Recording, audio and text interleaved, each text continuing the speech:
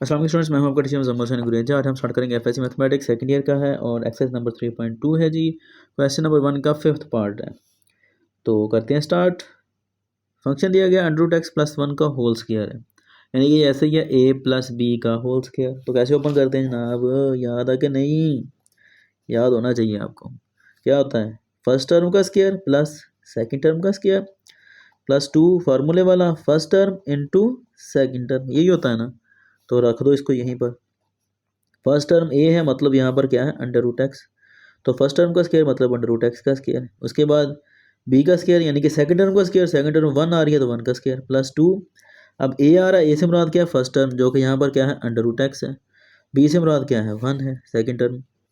तो ये square under से कट गया, x आ गया, प्लस 1 का स्क्वायर 1 होता है, प्लस 2 1 जार 2, शाबाश, ये आ गया। तो अब मुझे यहाँ पर करने की ज़रूरत नहीं है, मैं इसको डायरेक्ट लिख सकता हूँ कि ये किसके बराबर है? ये बराबर है जी x + 1 + 2 √x के इक्वल है जी। ये ठीक हो गया जी।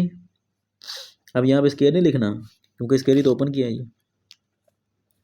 अब यहाँ पर वही चीज़ लगेगी जो हम पहले 2 क्वेश्चंस में करते आए हैं, 2-3 क्वेश्चंस में, कि ये 3 अलग अलग टर्म्स हैं, दरम्यान में प्लस आ रहा है, तो हमने क्या करना, अलग अलग इंटीग्रेट कर देना है इसको। ठीक है, यहाँ पर भी क्या देगा 1 और dx सबके साथ आना, मल्टीप्लाई होगा। इंटीग्रल यहाँ पर क्या देगा 2 √x dx।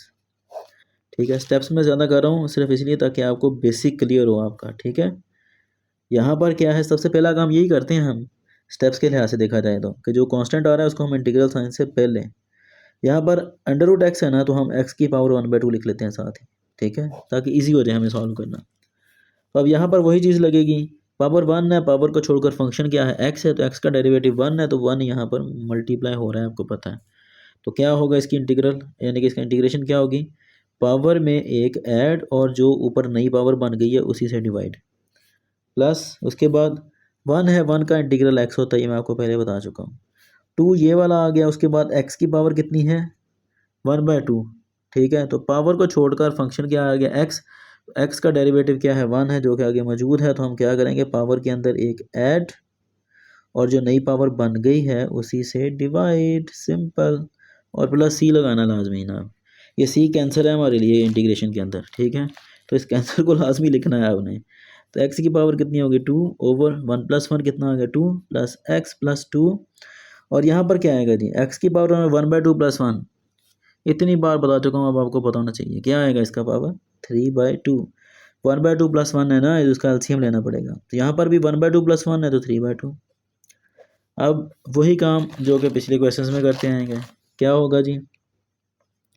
ये 1/2 आ जाएगा ना, क्योंकि यहाँ पर 1 है ना, तो हम 1/2 इसको लग करके लिख लेते हैं। ठीक है, प्लस x प्लस 2 है, ये 3/2 है, ऊपर जाएगा तो क्या बनेगा? 2/3 बन जाएगा। ठीक है जी, x पावर 3/2 प्लस c आ गया जी। उसके बाद 1/2 x² प्लस x प्लस 2 2 ज़ार 4।